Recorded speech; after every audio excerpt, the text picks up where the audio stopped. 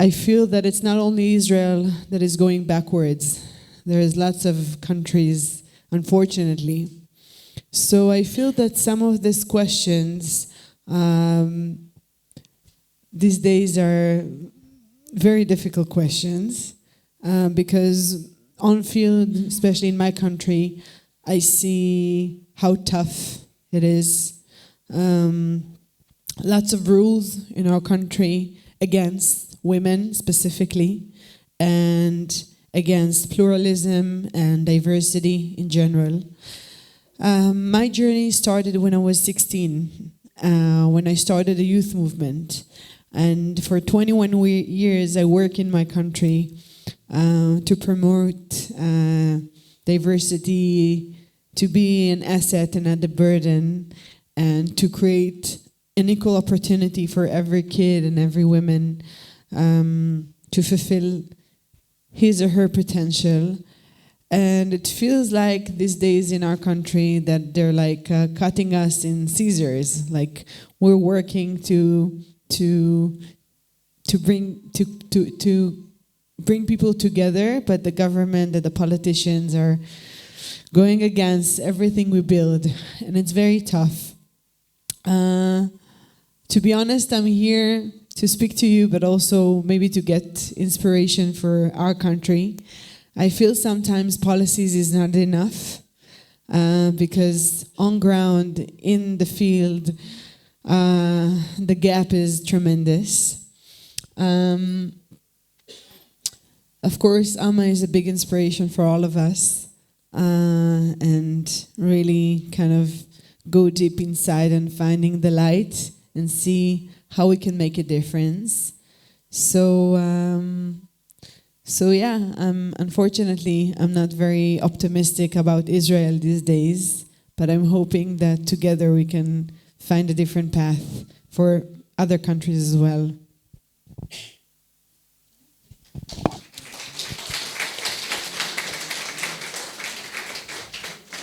Morning, everybody. So after struggling for 27 years with wondering how we can make our police stations in South India more sensitive to the women who come to the police stations to complain, we started a little experiment. We brought in about 30 constables and sub-inspectors who handle the police stations, and we took them through certain gender conversations. It was very interesting because they started applying the lessons of these gender conversations to their personal lives first. And over a period of time, when their relationship dynamics with their spouses changed, closer? Okay. So, and when their relationships with their spouses changed, they started translating it at workplace. We watched them for 6 months. Over a period of 6 months, all the women who would come to the police station started insisting that they would like to talk only to that particular constable or that particular sub-inspector because he understands them better. So we found a level of sensitivity in these personnel which was not there in the others, and the difference was very, very stark. Then when I moved to this organization called the CRPF, which is a paramilitary force which deals with conflict across all conflict theaters in the country, the issue was suicides. And this is an issue across all the forces in the world. We started again experimenting, we checked, we found, we spoke to the boys, and we realized that the burden of patriarchy was the main reason for the suicide. So with the help of Professor Bhavani, an intervention was designed which reached out to these men. Trainers, master trainers, pools of trainers, over 600 trainers were trained and reached out to about 28,000 men. So that's in short to tell you about the intervention. What is interesting at this stage is that when these trainers go on leave to their villages, they have now started talking to youngsters in their villages. They have started reaching out to schools and colleges and having little gender conversations around the nook and the corner of the street and in homes. And it's very interesting to see what kind of potential this has. But obviously this is not enough. It's like a drop in the ocean. So for us, the biggest task in the government is how do we get this, the policy recommendations, get it merged in the existing framework of the policies, framework which exists across all government departments.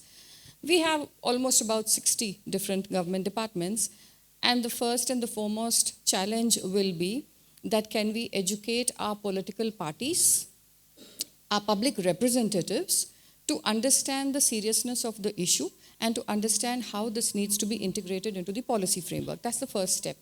The second step is that every department, every government department has a training wing. This training wing trains the people when they come into the department, when they are inducted, and it also handles the in-service training throughout their careers. So this is another step or another phase in which this could be handled. Now, certain departments have a very flexible structure into which the policy recommendations can be weaved in very beautifully and very organically, but some don't, particularly the forces, for example. The forces have a different way of functioning, but the discipline and the hierarchy which exists in the forces can go a long way in ensuring that any policy goes right down up to the last man. Then the next issue which comes is, yes, once the policy recommendations, the departments are asked to take it up, can we think of a third-party audit to ensure that they are being implemented in letter and spirit? And can we take a look at refreshers down the line? Because once, let's say, these conversations are initiated, because I'm talking about basically engaging men and boys, that is the focus of my thoughts here. So then, can we have timelines, timeframes? If we leave it to the departments and give them a 5-year plan or a 10-year plan, I don't think that's going to work out. The timeframes need to be shorter, the audits have to be there, and the refreshers have to be there. So these are my thoughts, and in case anyone has any questions, we'll be happy to take them. Thank you.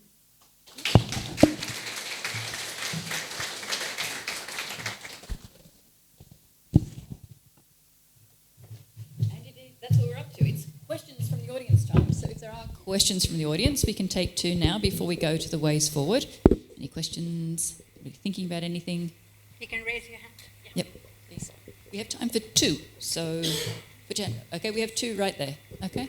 So for the training for the boys and the men, I was just wondering, are you starting with schools or how are you doing this? So in certain groups, because I think that's going to be super key for shifting society. Yes, so we carried out an experiment in 2017 in the state of Telangana, where we introduced, there were a lot of stories in the school textbooks which were very gender biased. So like my mother is a housewife and my father goes out to work, right? So we started with these very basic textbooks and brought about a change in the textbooks from class 1 to 10 first. And I thought that that's a basic step, the first step, but definitely goes a long way in handling gender conditioning of little boys. We did that, but then that was an initiative which some of us had taken who were interested in this area. Now, once it goes as a policy recommendation, then these are definitely the steps, particularly in the education department, in the health department, and the forces, which have to be taken up. Thank you. Just to add to that, we also did trainings, and we trained teachers and kindergarten teachers.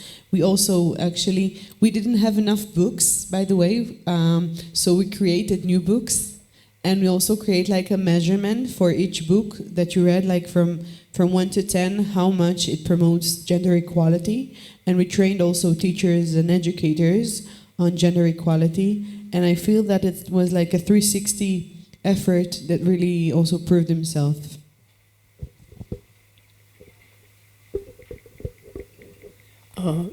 This is Aniket. I work with an organization called the Gender Lab. And we have been working with adolescent boys in the 8th grade for the last 7 years. I think because we work in the school system, we have a real challenge because the school has a certain academic target to achieve. And that's why they lack the incentive to, take us on as a program and giving time. Apart from that, corporal punishment is a really big issue that we are, I think, encountering on a daily basis.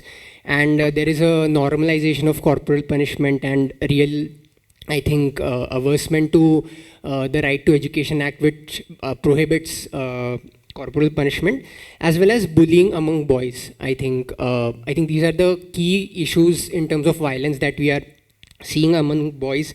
So I just wanted to know how we can bring the school system on board by giving them certain incentives, maybe, where the stakeholders with whom boys spend a lot of their time, which are principals, the school staff and teachers, how can they be brought into the process? Because so far what we have seen is the interested schools, there are a handful of schools where the teacher and the principal, who is the head of the school, are interested to also train the teachers. But that's happening in really 2-3 schools out of 40-50 schools we're working with. So, I mean, how do we also include that aspect in the policy? Because as you all know, conditioning starts from a very young age.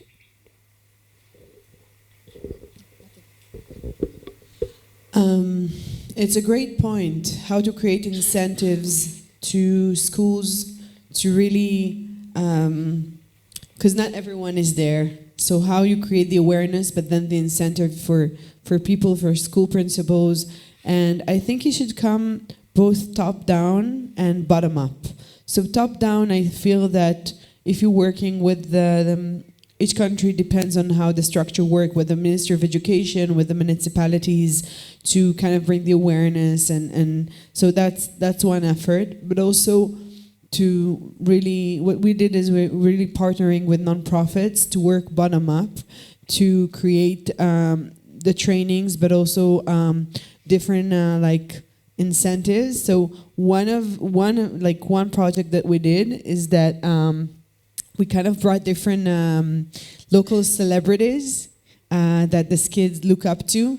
And we did like a local campaign, bottom up, to kind of create different models to be like inspiration for the kids, that some things are not cool, and really to kind of change their perspective.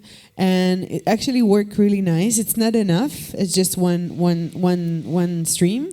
But I feel that if you're working top down and bottom up, creating the training, creating the awareness, bringing the practices and the pedagogical practices to make the change, but also creating incentives and inspiration, it kind of moves the field.